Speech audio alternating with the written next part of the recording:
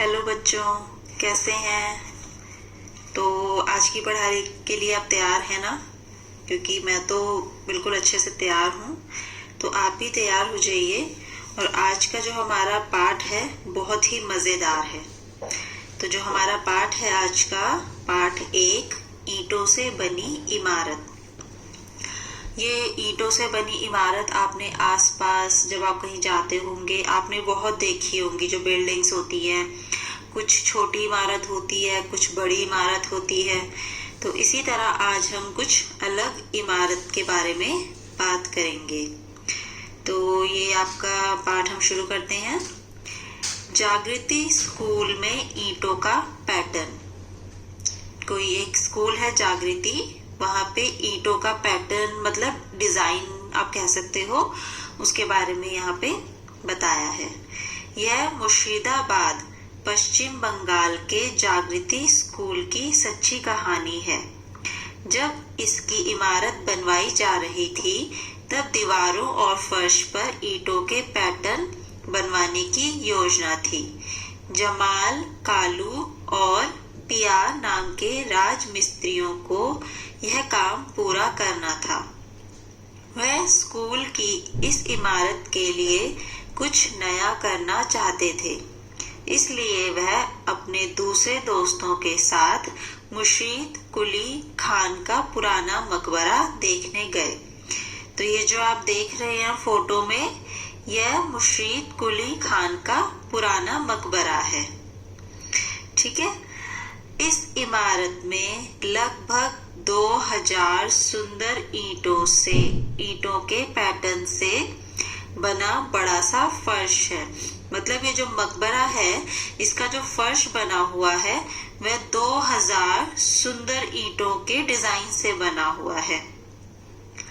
और इन्हें लगभग 300 साल पहले के मिस्त्रियों ने बनाया था, यानी कि ये बहुत ही पुराना है। अब आप ध्यान से देखो कि नीचे दिए गए 5 फर्श पैटर्नों में ईंटें किस तरह सजाई गई है।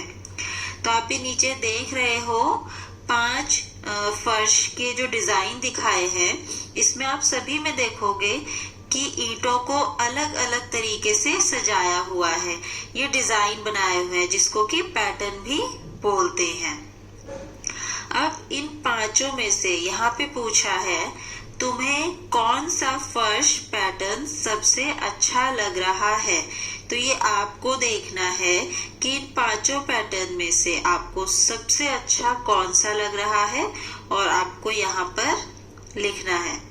इसके बाद क्या तुमने कभी इस तरह के पैटर्न कहीं देखे हैं? तो ये आपको बताना है कि जैसे इस तरह से ये डिजाइन ईंटों के जो दिखाए हैं, आपने इस तरह के ईंटों से बनाए हुए और भी कई तरीके के डिजाइन देखे हैं या नहीं देखे हैं। अगर आपने देखे हैं तो आप ये लिखिए, हाँ हमने देखा है। सभी मिस्त्री जोश के साथ वापस आए। जमाल ने कहा, उन दिनों ईंटों के कितने सुंदर पैटर्न बनाए जाते थे, हमने तो इन्हें भुला ही दिया था। चलो हम भी इस स्कूल के फर्श पर कुछ नए नए पैटर्न बनाएं। तो वो कह रहा है कि आपने भी देखा होगा अधिकतर स्कूलों में जो ईंटें लगाई जाती हैं वह बहुत ही सिंपल तरीके से लगा देते हैं, फर्श भी एक ही तरीके का होता है। लेकिन यहाँ पर जो है यह मिस्त्री जो है, जमाल और मिस्त्री बाकी जितने भी ये दोस्त लोग थे, ये इस सारे पैटर्न को देख के बहुत ही खुश हुए और उन्होंने कहा कि अब हम अपने स्कूल में भी कुछ इसी तरीके से या कुछ अलग डिजाइन बनाकर स्कूल का फर्श बनाएंगे। हर मिस्त्री ने अलग अलग पैटर्न बनाए। स्कूल को अपनी इस सुंदर इमारत पर गर्व महसूस होता है। अब बच्चे उस फर्श पर खेलते और गाते हैं और नए नए पैटर्न खुद भी बनाते हैं। तो जब मिस्त्री ने ये सारे जो पैटर्न बनाए उसके बाद स्कूल इस सुंदर इमारत के लिए अपने आप को बहुत गर्व महसूस करता है कि हमारे स्कूल की जो इमारत है वह बहुत ही सुंदर है। अब ये आप भी सोचिए, अगर आपका स्कूल बहुत सुंदर लगता होगा तो आप लोगों को भी अच्छा लगेगा ना कि हमारा स्कूल बहुत अच्छा लग रहा है या सबसे अच्छा लग रहा है। तो वो बनाने के बाद और अब उस फर्श पर बच्चे वहां पर खेलते हैं, कूदते हैं, सब चीज करते हैं और नए नए पैटर्न खुद भी बनाते हैं वहां पर। अब यहाँ पे आप ये फोटो में देख रहे हैं कि कितने सारे पैटर्न यहाँ पे बने हैं। पैटर्न के नाम दे रखे हैं क, ख, ग, घ, ण, च, छ, ज, झ, य, ट। अब आपको बताना है ये सारे पैटर्न देख के कि कौन सा पैटर्न वृत्त के आकार में है। वृत्त के आकार मतलब गोला आकार में है। तो आप यहाँ पे देख रहे हो कि कौन सा पैटर्न हमें यहाँ पर गोला आकार में दिख रहा है। तो सही जवाब य, हम जो कि नीचे से पहले नंबर पर है। या चित्र का जो पैटर्न है वो वृत्त के आकार का है, गोला आकार का है। जो अगला सवाल है, तुम किस पैटर्न को शीशे में एक समान दिखने वाले दो हिस्सों में बांट सकते हो। तो इसके लिए आपको सबसे पहले तो पता होगा, अगर हमारे पास कोई भी चीज है, अगर हम उसे शीशे में देखते हैं तो वो हमेशा उल्टा नजर आता है। तो इसमें ये कहा है आपको कि इनमें से कौन सा ऐसा पैटर्न है कि जिसको आप शीशे में एक समान दिखने वाले दो हिस्सों में बांट सकते हो। तो इसका जो जवाब है वो है क, ख, ज, झ और य। यानी कि अगर आप इसको देखोगे शीशे में तो यह एक जैसा ही आपको दिखेगा, इसमें आप सीधा या उल्टा या कुछ भी नहीं वो कर पाओगे। उसके बाद हमें पूछा है, अब तुम पूछा नहीं है, इसमें आपको बोला है कि अब तुम फर्श के कुछ नए पैटर्न बनाओ। यानी कि अब आपको कुछ सोचना है, कुछ डिजाइन सोचना है, कुछ पैटर्न सोचना है और आपको बनाना है। अब हमारे पास कहा है ईंट का चित्र कैसे बनाएं। यहाँ एक ही ईंट के दो चित्र दिए गए हैं। ये आप देख रहे हो यहाँ पे फोटो में, आपको एक ईंट है लेकिन उसी के दो तरीके से फोटो खींच के आपको दिखाई गई है। एक चित्र में हम ईंट की एक ही सतह देख सकते हैं। सतह मतलब किसी भी चीज की कोई साइड देख सकते हैं हम, एक ही तरफ से हम उसको देख पा रहे हैं। दूसरे चित्र में तीन सतह नजर आ रही है। उस चित्र पर गोला लगाओ जिसमें तीन सतह नजर आ रही है। तो आपको देखना है कि दोनों में से कौन सी ईंट ऐसी है जिस पर कि आपको तीन साइड नजर आ रही है, उसकी तीन सतह नजर आ रही है। तो आप देखोगे कि पहली ईंट में हमें तीन सतह नजर आ रही है, एक ऊपर की सतह, एक साइड की सतह और फिर एक आगे वाली सतह हमको इसमें नजर आ रही है। अब आगे आपको पूछा है एक ईंट में कितनी सतह होती है। तो एक ईंट में 6 सतह होती है। ये आपने देखा होगा एक ईंट में 6 सतह कैसे होती हैं। दो तो दाएं और बाएं वाली सतह हो गई है। आप इस ईंट में भी देख सकते हैं, एक आप दाएं तरफ से देख रहे हो, एक बाएं तरफ से देख रहे हो। ये दो सतह हो गई। फिर आप एक ऊपर से देखोगे, एक नीचे से देखोगे इसको, तो 2 और 2 4 सतह। अब आप एक इसकी आगे की सतह है और एक पीछे की सतह, यानी कि 6 सतह। तो ईंट में 6 सतह होती हैं। अब हमें पूछा है कि क्या कोई सतह वर्ग के आकार की है। तो ये आप यहाँ पे खुद ही देख रहे हो कि ईंट की कोई भी सतह वर्ग के आकार की नहीं है। वर्ग का आकार कौन सा होता है, जिसमें कि उसकी चारों भुजाएं यानी कि चारों साइड्स बराबर होती है। और ये जो ईंट है यह आयताकार की है, मतलब आयत के आकार की है, जिसकी की कोई दो साइड्स बड़ी होती हैं और कोई दो दूसरी साइड्स के मुकाबले छोटी होती है। अब आगे बोला है ईंट की सबसे छोटी सतह का चित्र बनाओ। तो यह आपको खुद करना है, आपको देखना है कि ईंट की सबसे छोटी सतह कौन सी है और फिर उसका आपको चित्र बनाना है। अब यहाँ पर है नीचे बनाई गई आकृतियों में से कौन कौन सी ईंट की सतह दर्शाती है, उस पर आपको सही का निशान लगाना है। तो आपको देखना है इसमें कि कौन सी आपको नजर आ रही है। मुझे यहाँ पर आप देखोगे कि तीसरी ईंट, और आप देखिए, ध्यान से देखिए, और आठवीं आकृति जो है वह आयत के आकार की है। और अभी मैंने आपको बताया ही था कि जो ईंट होती है वो आयत के आकार की है। तो हमारा तीसरा चित्र और आठवां चित्र आयत के आकार का है, यानी कि यह ईंट की सतह दर्शाती है। अब हमें बोला है नीचे इनमें से कौन सा चित्र ईंट का है, उस पर सही निशान लगाओ। तो आप इसमें देखोगे कि पहला चित्र जो है वो सिलेंडर के आकार का है, तो ऐसी तो ईंट नहीं होती है। जो दूसरा चित्र है वो हमारा वर्ग का हमें दिख रहा है, कुछ वर्ग जैसा है।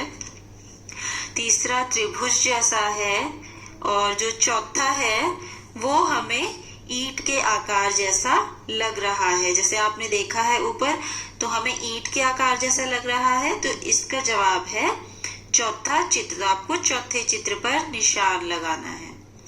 अब हमें अगला सवाल पूछा है इस बॉक्स का ऐसा चित्र बनाओ जिसमें उसकी 3 सतह नजर आए। तो अभी आप देख रहे हो जो बॉक्स दिख रहा है, हमें सिर्फ एक सतह नजर आ रही है इसकी ऊपर की। आपको इसको इस तरीके से बनाना है कि हमें इसकी 3 सतह दिखाई दे, यानी कि 3 साइड्स हमें दिखनी चाहिए।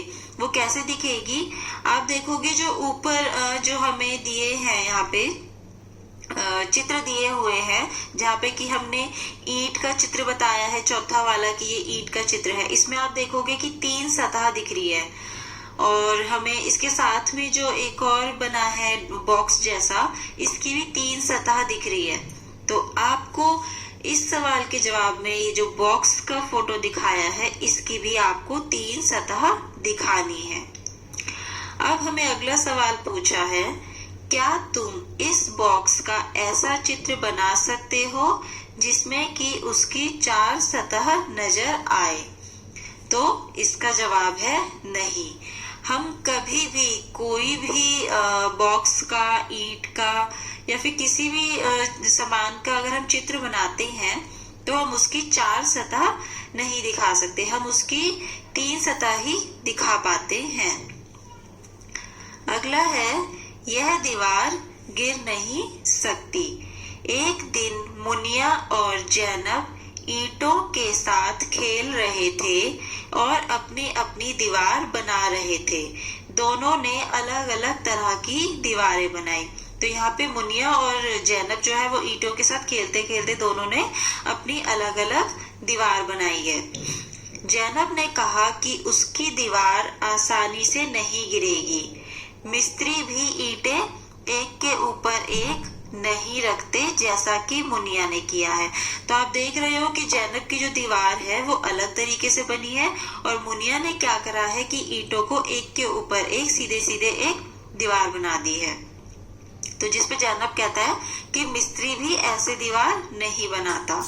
अब आप बताओ कि तुम्हें क्या लगता है कौन सी दीवार ज्यादा मजबूत होगी। तो जो दीवार जैनब ने बनाई है वह दीवार ज्यादा मजबूत होगी, क्योंकि उनको सहारा मिल रहा है। देखो, एक नीचे पहले 2 ईंटें हैं, फिर उसको ऊपर एक ईंट को जो है 2 ईंटों का सहारा मिल रहा है, तो वो नहीं गिर पाएगी आसानी से, इसलिए।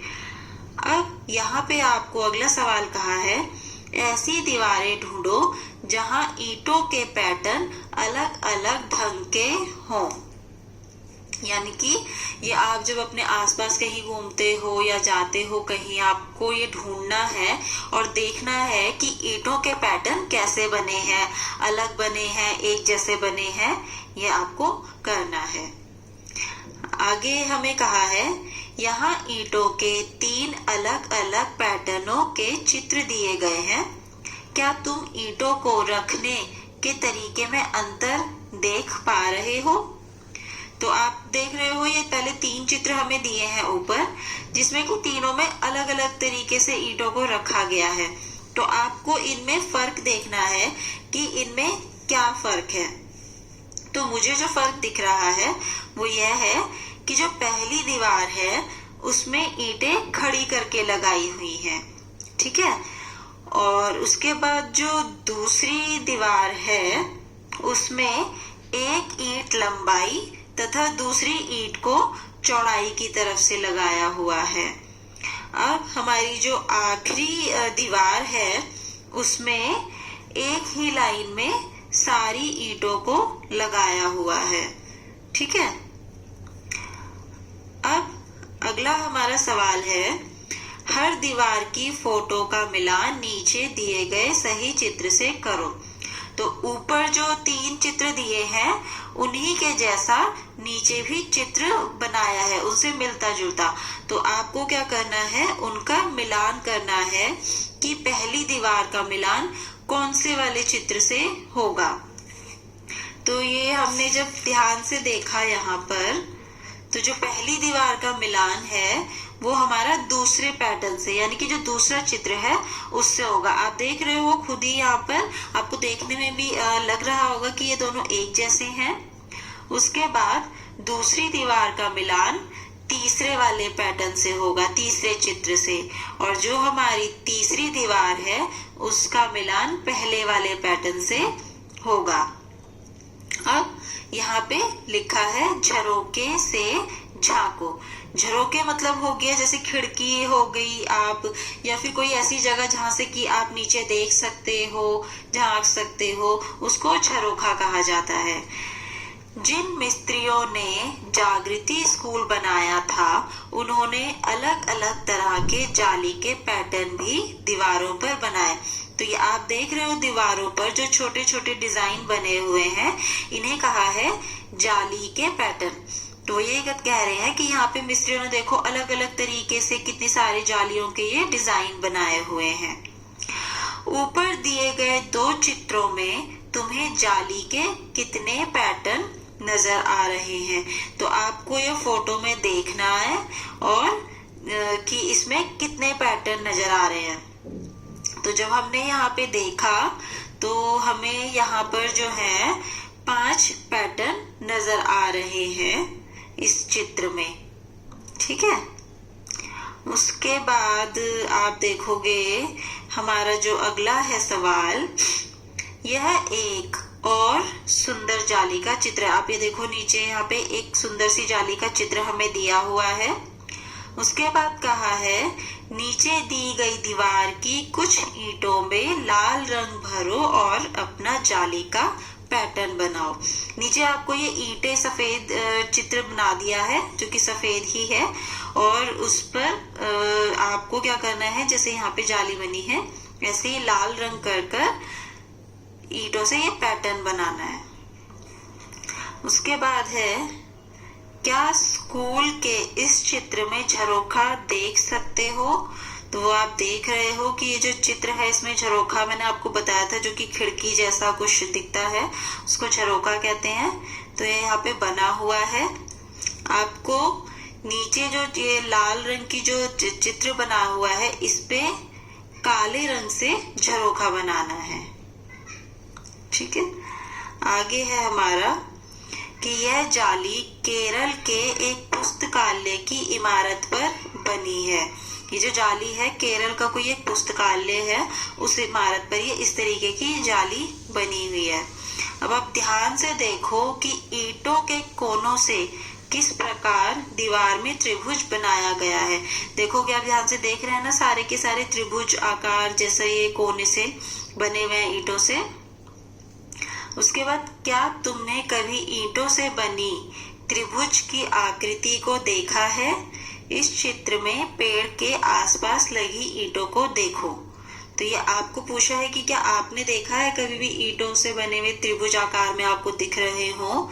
जैसे कि यहाँ पे साइड में फोटो बनी है, इसमें दिख रहे हैं ईंटें, देखिए त्रिभुज आकार की बनी हुई है। क्या इस चित्र में तुम्हें मेहराब नजर आ रही है? यह चित्र फैजाबाद के एक स्कूल का है। तो यहाँ पे देखो ये निशान लगा के भी बता रखा है मेहराब के बारे में। आपको बताना है कि ये आपने कहीं देखा है। उसके बाद अपने आसपास और मेहराब ढूंढो और उनके चित्र बनाओ। तो आपने अगर कहीं पर देखा है मेहराब को, तो आपको बताना है कि आपने कहाँ देखा है और उनका चित्र बनाना है। और अगला सवाल है हमारा, क्या तुमने किसी पुल में मेहराब की आकृति देखी है? तो जो आपने देखी होगी इसमें, लेकिन आपको शायद पहले पता ना हो, तो ये फोटो में आप देख लीजिए कि मेहराब कैसा होता है। अब आपको याद करना है कि आपने कहीं देखा है या नहीं देखा है। तो अगर देखा है तो आपको लिखना है कि हाँ देखा है। मैंने तो देखा है वैसे। और जो अधिकतर है मेहराब जो देखे जाते हैं वे बावड़ियों में, पुल, मंदिरों या फिर जो नई पुरानी इमारतें और होती हैं वहां पर ये देखी जाती हैं। अब है एक विशेष मेहराब। यह चित्र ओरछा से लिया गया है। देखो इसमें मेहराब की बनावट कैसी बनी है। देखो ये ओरछा का चित्र है और इसमें मेहराब की देखो बनावट कैसी बनी हुई है। ये तीर से आपको दिखा रखा है यहाँ पे। इसका नाम भी बहुत अच्छा है, घूंघट वाली मेहराब। इस मेहराब का नाम दे रखा है इन लोगों ने, घूंघट वाली मेहराब। इस खिड़की की जाली सुंदर है ना। यहाँ पे आपसे पूछे कि देखो ये साइड में खिड़की बनी है, उसमें जाली जो बनी है वो बहुत ही सुंदर है। यह पतली ईंटों से बनाई गई है। वो आप देख ही रहे हो फोटो में कि कितनी पतली पतली ईंटें हैं, वरना जो और ईंटें होती हैं या फिर जो आसपास की आप इमारत पे देख रहे हो ईंटें जो इस्तेमाल हुई है वो मोटी है। लेकिन ये खिड़की का जो पैटर्न है इसके लिए पतली ईंटों से ये डिजाइन बनाया है। क्या तुमने कभी पतली ईंटें देखी हैं? अब आपको ये आसपास देखना है या आपने पहले कभी ऐसी पतली ईंटें देखी हैं, वो आपको बताना है। इसके बाद है, जागृति स्कूल के मिस्त्रियों जमाल और कालू ने बताया कि उनके दादाजी कई अलग अलग तरह की ईंटों का प्रयोग किया करते थे।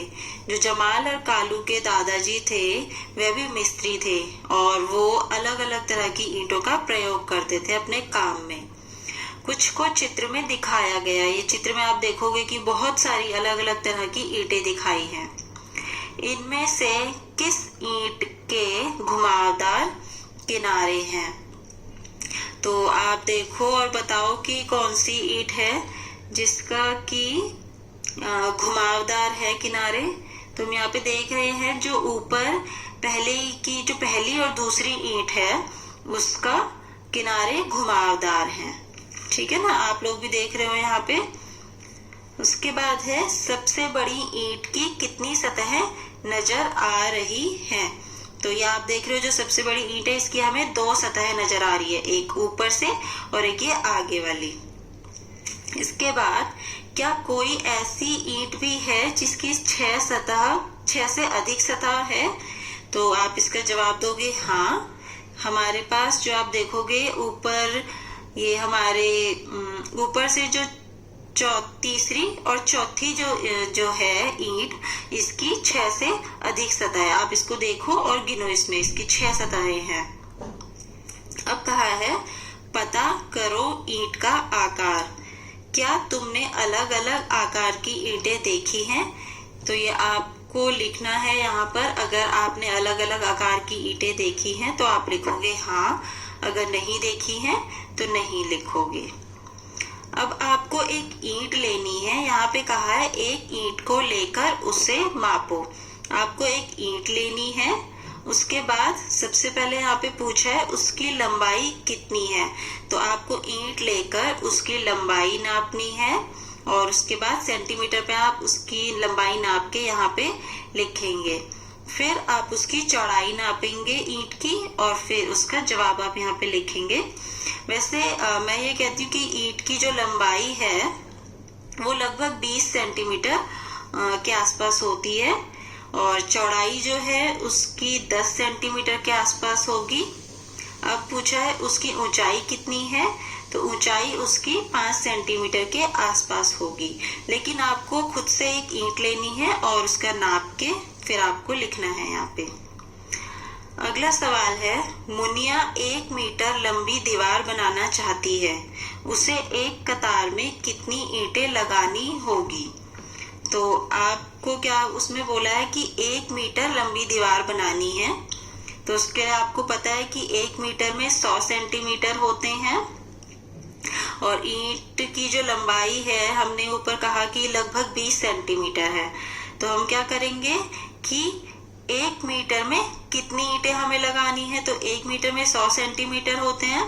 तो आप क्या करोगे, 100 को 20 से भाग दे दोगे, तो आपका जो जवाब आएगा वो है 5 ईंटें। यानी कि 1 मीटर लंबी दीवार बनाने के लिए मुनिया को 5 ईंट लगानी पड़ेगी। अब यहाँ पे एक चित्र और दिखाया है जिसमें कि एक ये बना हुआ है, भट्टी बनी है ईंट बनाने वाली। तो गणेश और साहिबा ईंट बनाने वाली भट्टी के पास रहते हैं।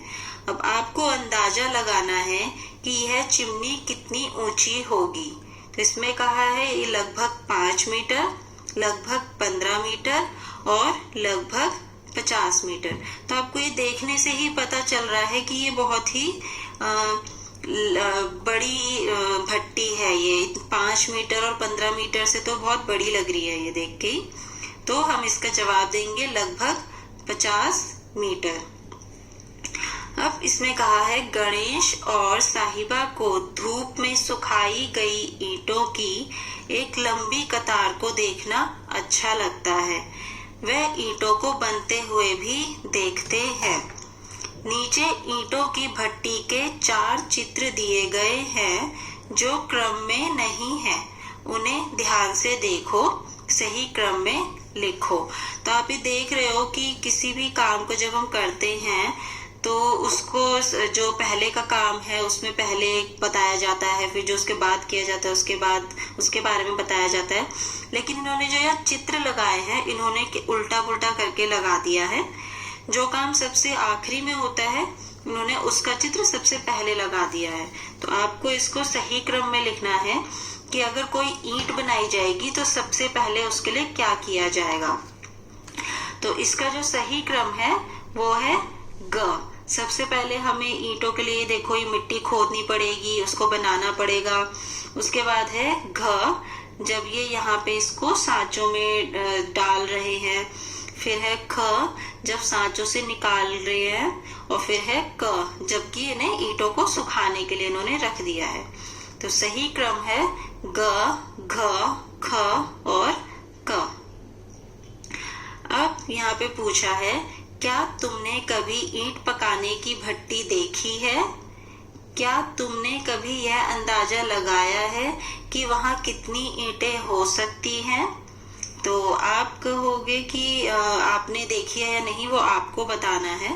पर मैं अपना बताऊंगी कि मैंने वैसे देखी तो नहीं है, पर यह है कि ईंटों के लिए जो है चिकनी मिट्टी का उपयोग होता है। नहीं, एक हमारा सवाल रह गया है। इसमें लिखा है जमीन से खोदकर निकाली गई मिट्टी से ईंटें कैसे बनाई जाती है? चित्र देखो और समूह में चर्चा करो। तो जमीन से खोदकर जो मिट्टी बनाई जाती है वह आपको अगर पता है तो आपको वो लिखना है, नहीं पता तो मैं आपको थोड़ा सा उस बारे में बता देती हूँ। ईंटों के लिए चिकनी मिट्टी का हम लोग उपयोग करते हैं। तो हम क्या करते हैं, सबसे पहले खोद कर हम चिकनी मिट्टी को निकालते हैं। उसके बाद उसको खूब मथा जाता है ताकि वह थोड़ा सा नरम हो जाए। फिर उसको हम साँचों में डालते हैं और साँचों में डालने के बाद हम उनको थोड़ा सा मिट्टी साँचे का रूप ले लेती है। फिर हम साँचों को खाली कर देते हैं और उन्हें सुखाने के लिए छोड़ देते हैं। और फिर जो हमारे बन जाती है, इनको हम भट्टी में आग पर तपाते हैं ताकि यह मजबूत ईंट बन जाए। अब हमें पूछा है, क्या तुमने कभी ईंट पकाने की भट्टी देखी है? क्या तुमने कभी यह अंदाजा लगाया है कि वहाँ कितनी ईंटें हो सकती है? तो मैंने ईंटों की भट्टी तो नहीं देखी है, पर हाँ, हम यह अंदाजा लगा सकते हैं कि वहाँ पर लाखों में ईंटें होती होंगी, बहुत सारी ईंटें होती होंगी वहाँ पर। भारत में ईंटों की बहुत सारी भट्टी है, हजारों की संख्या में, शायद 100,000 से भी ज्यादा। क्या तुम अंदाजा लगा सकते हो कि यह कितनी बड़ी संख्या है? तो हाँ, जो 100,000 है ये बहुत ही बड़ी संख्या है, यानी कि इसमें हमारा जो 1000 है हम उसको 100 बारी गिन रहे हैं। और जब हम 100,000 को 100 बार गिनते हैं तो हमारा जो बनता है उस संख्या को हम 1 लाख कहते हैं। क्या तुम इसे लिख सकते हो? अपने दोस्तों से पूछो कि उन्हें 1 लाख की संख्या कहाँ सुनी है। तो हाँ, हम 1 लाख लिख सकते हैं। आपने ये पहले सीखा होगा, इकाई, दहाई, सैकड़ा, हजार, 10,000 और फिर लाख। तो जो हम 1 लाख लिखेंगे उसके लिए हमारी 5 जीरो होगी और उसके साथ हम 1 लिखेंगे, जिससे हमारा 1 लाख बन जाएगा। अब आपको ये बताना है कि आपने क्या 1 लाख सुना है कहीं? तो आपने सुना ही होगा, कभी टीवी में, टेलीविजन में सुना होगा, या फिर जब आपके माता पिता बात करते होंगे आपस में कि वहां पर 1 लाख रुपए खर्च हो गए, या ऐसे कुछ बातचीत में, या फिर आप उनसे पूछ भी सकते हैं, बातचीत कर सकते हैं कि उन्होंने सुना है या नहीं। तो ये 1 लाख हमने वैसे टेलीविजन या रेडियो में सुनते हैं। अब इसमें है अगला, पता करो। इन चित्रों को देखो और अंदाजा लगाओ कि इस ट्रक में कितनी ईंटें ढोई जाती हैं। तो मुझे तो अंदाजे से लग रहा है देख के कि 4500, शायद लगभग 4500 ईंटें ये ट्रक ढो सकता है। या इसके लिए, या फिर आप किसी ड्राइवर से भी पता लगा सकते हैं। जब भी कोई आप देखो आसपास कोई ट्रक ईंटों से भरा हो, उसका ड्राइवर हो, तो आप उससे पूछ सकते हो कि उस ट्रक में कितनी ईंटें ढोई जाती हैं। अब है मन ही मन गणित। भजन ने ईंटें खरीदी। यहाँ पे कहा है, भजन ईंटें खरीदने गया, उसे पता चला कि ईंटों की कीमत हमेशा 1000 ईंटों के हिसाब से होती है। अलग अलग ईंटों के हिसाब से कीमतें भी अलग अलग होती हैं। मतलब यह है कि यहाँ पे कहा है ईंटों की कीमत हमेशा 1000 ईंटों के हिसाब से होती है। तो आप जब भी ईंट लेने जाओगे तो आपको जो उसकी कीमत बताएंगे वो 1000 ईंटों का ही बताएंगे कि 1000 ईंटों का यह कीमत है। तो आपको नीचे कीमत दी है। अगर जो पुरानी ईंटें अगर आप लेते हो तो वो 1200 रुपए की आएंगी प्रति 1000, यानी कि 1200 रुपए में 1000 ईंटें आएंगी। अगर ईटापुर की नई ईंटें खरीदते हो तो 1800 रुपए में आएंगी 1000 ईंटें। उसके बाद कहा है, बिकराबाद की नई ईंटें अगर आप खरीदते हो तो 2000 में आएंगी 1000 ईंटें। अब भजन ने बिकराबाद से नई ईंटें खरीदने का तय किया। बिकराबाद की नई ईंटों का क्या कीमत है? 2000 प्रति 1000, यानी कि 2000 में 1000 ईंटें।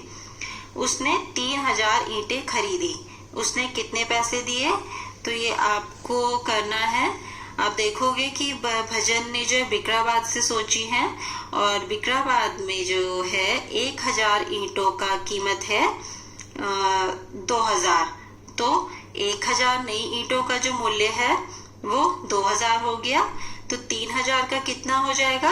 अब 2000 को 3 से गुना कर दोगे, यानी कि 6000। तो भजन को बिकराबाद से नई ईंटें खरीदने के लिए 6,000 रुपए देने पड़े। अब है, अगर वह 500 पुरानी ईंटें खरीदे तो उसे कितने पैसे देने पड़ेंगे। ये आपको मन ही मन में सोचना है, पर मैं आपको बताती हूँ कि कैसे करना है। यहाँ पे लिखा है कि पुरानी ईंटों की जो कीमत है वह है 1200 रुपए 1000 के। हमें यहाँ पे 500 ईंटों का पता करना है। तो 1000 ईंटों का रेट दे रखा है और 1000 का आधा होता है 500। तो जब हमारी ईंटें आधा हो गई हैं तो हम क्या करेंगे, जो कीमत है उसको भी आधा कर देंगे। यानी कि हमें 500 ईंट के लिए 600 रुपए देने पड़ेंगे। तो हमारा जो आज का ये पाठ है, ईंटों की इमारत, खत्म होता है। आप इसको अच्छे से दोहराएं, पढ़ें और दोबारा से इसको अच्छे से समझें। मिलते हैं अगली कक्षा।